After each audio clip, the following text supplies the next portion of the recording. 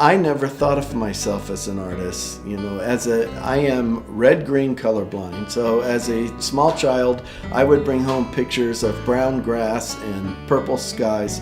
And my parents realized I was either colorblind or mentally unstable. Maybe a little of both.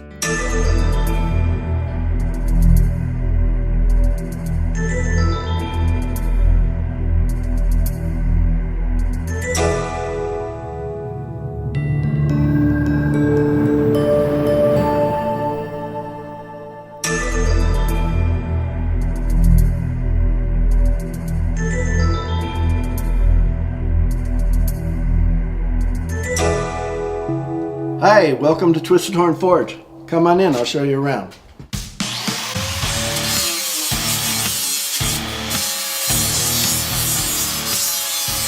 I was taking classes for structural welding. I thought, okay, this could be a career, I want to do this.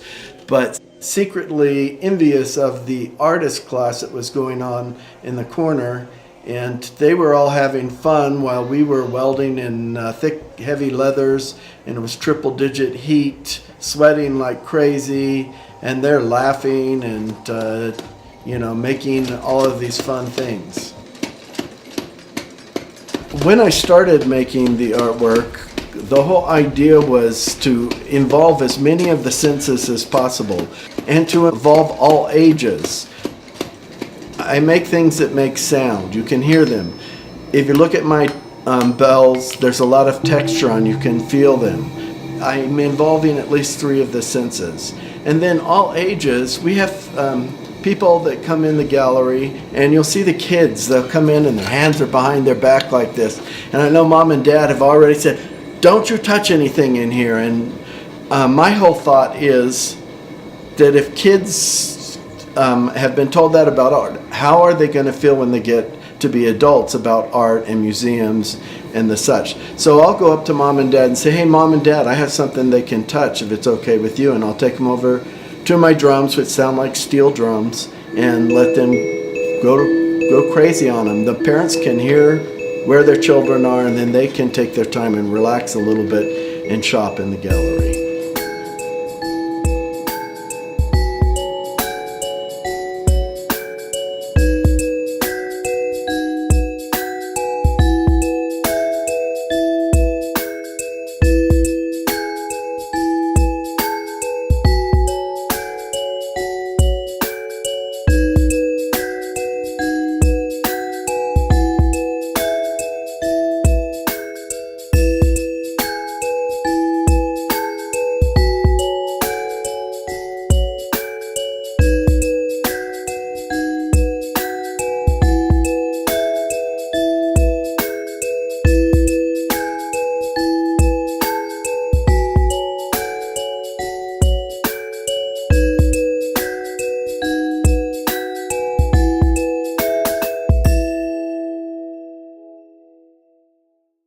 This is where most of the work gets done. You can see I have several grinders set up here so I don't have to constantly change from one cutting disc to a sanding disc. Here are a couple of bells I'm working on right now. We are on Route 66 here, so that's a very popular theme. You can see many of my raw materials that have been cut and ready to make the next set of bells that I'm doing right here. Other pieces of scrap metal that I found, sanding discs. It's important to keep lots of materials because when I need it, it's too late if I don't have it already. We'll move this way, lots of clamps, other welders. This is a plasma cutting table, a CNC table. I recently did a copper rose workshop. That's what has been cut out of here. This is a gantry crane that I've used to move this table, which is 3,400 pounds. In here, when I built it, I built it inside the shop and didn't realize that I might want to get it out sometime, but it's too tall to get out so it's a permanent fixture. So one of the other things that is very popular that I make are these drums. The color that you see here is just for layout. You notice I scratched the size of the note in with a razor blade. And then I cut them. These ones have been cut. There are holes in them, but they haven't been cut clear through, so I can't make the note sound. So the next step is I take a jigsaw and cut them all the way through.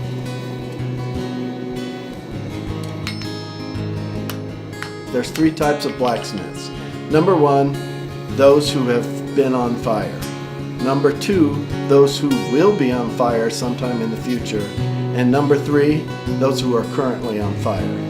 And I have been on fire, so I fit number 1. But yes, it's hard work, it's sweaty, you get dirty, but fulfilling. I am creating things that will last way past my lifetime.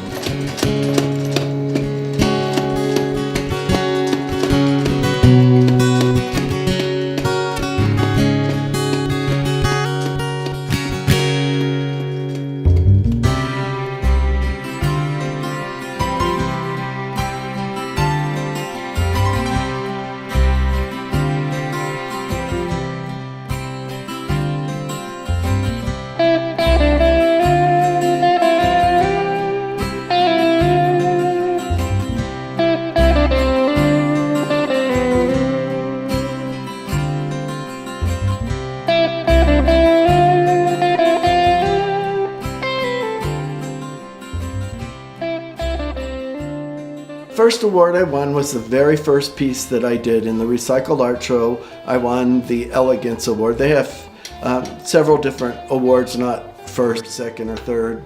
They do have Best in Show, which I did win the next year with a piece I call the Shoewaro. It's made from the mule shoes from the Grand Canyon pack mules. I shape it in the form of a saguaro cactus, and then I call it a shoewaro because it's made with the shoe.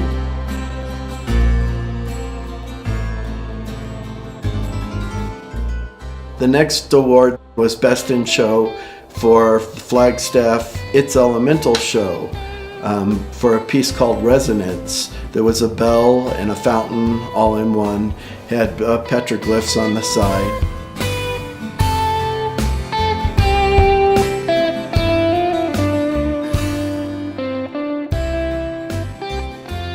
The first commission I got was for Mars Kaleidosphere. And that was a collaboration between myself, Mike Frankel, and John Rogers, who's a kaleidoscope artist. I brought the expertise for cutting into it because it was a 1930s round propane tank, 4 feet in diameter. And then John Rogers, who is a kaleidoscope artist, did the kaleidoscope inside it. And Mike Frankel, again, he got the images from the Hubble telescope. I was commissioned to create the Viola Awards, and I created a small bell that had a bee hanging, and you rang the bell by taking the bee out and hitting it.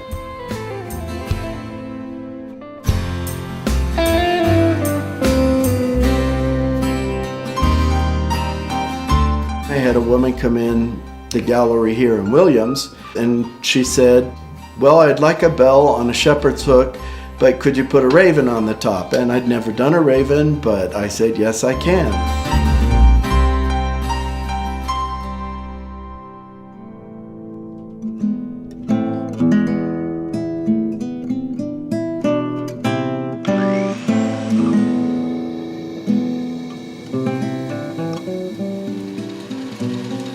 People come in all the time and say, oh, I have no talent. And I say, you just haven't found your medium yet. Because for me, it happened very late in life, and it can happen for you too.